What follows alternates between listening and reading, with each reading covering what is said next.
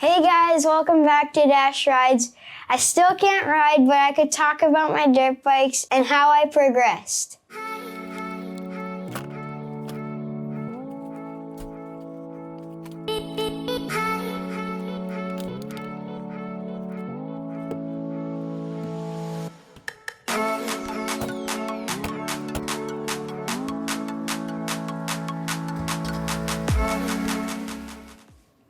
So the bike behind me is an old CRF 70. This thing's pretty darn bulletproof. It's the toughest thing ever. I started on it.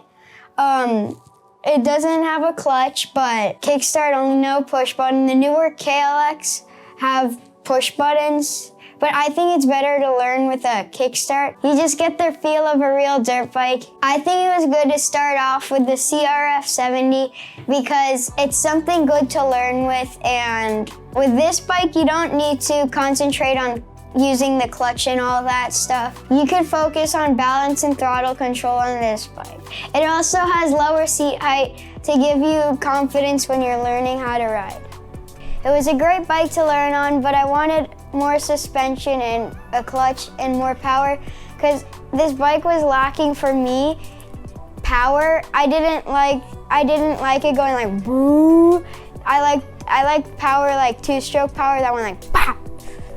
This bike has 4 horsepower and this one has 15 horsepower, so that's a pretty big difference. So the CRF 70 has a 3-speed transmission, but the KX has a 6-speed transmission, which is a pretty big difference. And the KX is capable of a lot more speed.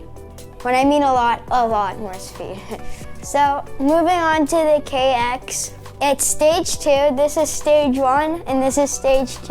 For the KX, it's quite a bit taller than the CRF, and it handles the whoops and rough terrain better than this one. I like this bike much more than this one, but I'm happy that I was able to learn on this one than that one. Because this one, it would be pretty hard to learn on, and it's just like not the right beginner dirt bike. The power on the KX is insane. This one is just like a little baby compared to this one. This is a fast street car, and this is a race car. A push button start would be nice for the future, but I'm happy that I know how to kickstart a bike. So my riding got better on this one because this one, I could have lived with it, but I was just needing that power and the clutch, so I could clutch pop. This one did not have any clutch pop. Like, say I was going on a steep hill, I couldn't feather the clutch, but this one also, it doesn't need a clutch, so you just have to shift down. That's what I liked about this one, but at the same time, I wouldn't go back to a clutchless dirt bike because I like using the clutch.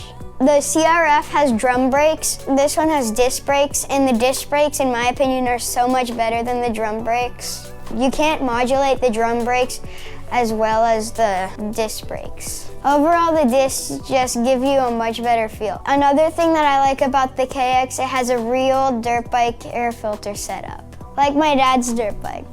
This little thing here has a dinky little disc filter that goes in front of the carburetor. Just be prepared if you step up to a motocross bike because it's going to need a lot more maintenance than the CRF. Another thing I'd like to say, I mean, if you've got the money and you don't care about spending it, go ahead and get a shiny new Honda 110 because they're awesome bikes. They're really awesome bikes. But just be aware, kids are going to go through these little bikes quick. They grow fast.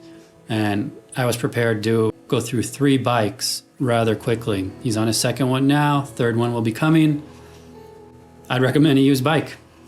I'd recommend a used Honda 110 or a Yamaha, a TTR 90. And then move on to a KX. And if you want to spend more money, you go up to a KTM 65, which is a really awesome bike as well. But then you're going to be moving on to something next after that. You have a choice of an 85 2-stroke, a CRF 150 4-stroke, or you can move up to a larger bike that won't have the same performance as a 65, like a KLX 140 or any other bike of that nature, a smaller 4-stroke dirt bike. It'll be larger, but won't be nearly as powerful. This KX65 here will outrun the older CRF 230 Hondas, to put it in some perspective there. So a few more things I'd like to add about the two bikes. The CRF 70 has a 1.5 gallon gas tank, and that thing can probably do 80 miles.